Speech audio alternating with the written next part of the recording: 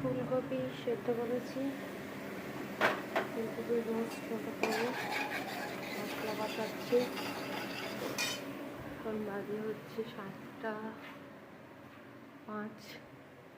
ঘুমিয়ে আছে, সব দরজা বন্ধ, রাত্রি থেকে গরম পড়ে আছে, ঘুমোতে দেয় না। আমি অংশুর জন্য ম্যাগি করেছি,